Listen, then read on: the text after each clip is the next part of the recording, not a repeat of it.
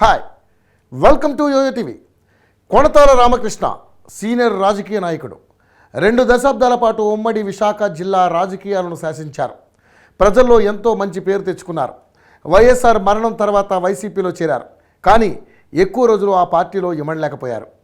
2019లో టీడీపీకి మద్దతు ప్రకటించారు. 2024లో ఎన్నికల ముందు జనసేనలో చేరిన ఆయన ఈసారి ఎంపీగా కాకుండా ఎమ్మెల్యేగా పోటీకి బరిలోకి దిగుతున్నారు. ఈ నేపథ్యంలో కొణతాల రామకృష్ణ గురించి మరికొన్ని ఆసక్తికర విషయాలను ఆయన రియల్ లైఫ్ స్టోరీలో తెలుసుకుందాం.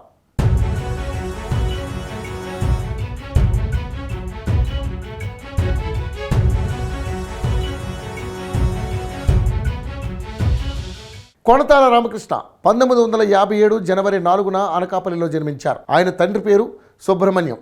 రామకృష్ణ విద్యాభ్యాసం అంతా అనకాపల్లిలోనే సాగింది. అనకాపల్లి మర్చెంట్స్ అసోసియేషన్ లింగమూర్తి కాలేజీలో అభ్యసించారు. ఆంధ్ర విశ్వవిద్యాలయం నుంచి ఎంకామ్లో పీజీ చేశారు. ఆ తర్వాత వ్యాపారాన్ని మొదలుపెట్టి సక్సెస్ అయ్యారు. ఈ క్రమంలో 1982లో పద్మావతితో వివాహం జరిగింది. వీరికి 2 కుమార్తెలు ఉన్నారు. ఇక రామకృష్ణ పొలిటికల్ ఎంట్రీ విషయానికి వస్తే మొదటి నుంచి రాజకీయాలపై ఆసక్తి ఉన్న రామకృష్ణ 1980వ దశకంలో కాంగ్రెస్ పార్టీలో చేరారు.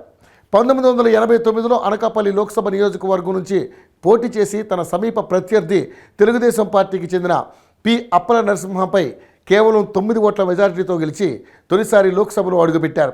తిరిగి 1991లో 10వ లోక్సభకు అనకాపల్లి నియోజకవర్గం నుంచి ఎన్నికైనారు. 1990-92 సంవత్సరంలో విశాఖపట్నం నుంచి కాంగ్రెస్ కమిటీ అధ్యక్షుడిగా ఎన్నికయ్యారు. 96లో జరిగిన పార్లమెంటు ఎన్నికల్లో చింతకాయల అయ్యన్న పాత్రుడి చేతిలో 50,000 ఓట్ల తేడాతో పరాజయం పాలయ్యారు.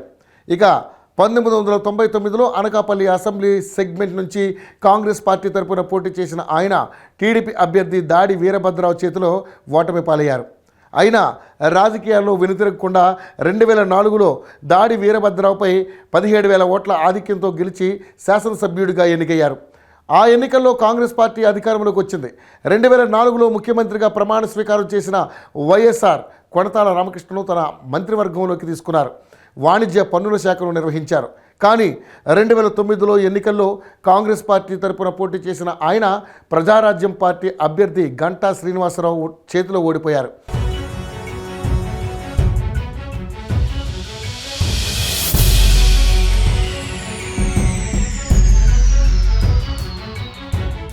వైఎస్ రాజశేఖర రెడ్డికి అత్యంత సన్నిహితుడైన రామకృష్ణ అతని మరణానంతరం వైఎస్ జగన్మోహన్ రెడ్డికి అండగా నిలిచారు. వైఎస్ఆర్ కాంగ్రెస్ పార్టీలో చేరిన ఆయన 2014 సార్వత్రిక ఎన్నికల సమయంలో విశాఖ పార్లమెంట్ ఇన్ఛార్జిగా వ్యవహరించారు.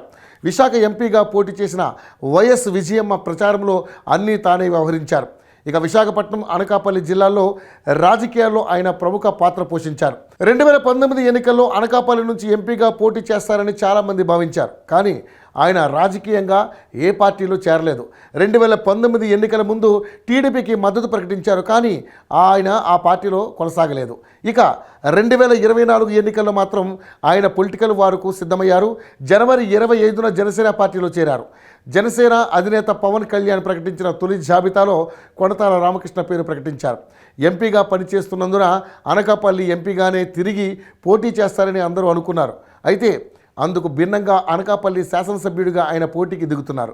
మరి ఈసారి ఆయన ఎమ్మెల్యేగా గెలుస్తారో లేదో చూడాలి.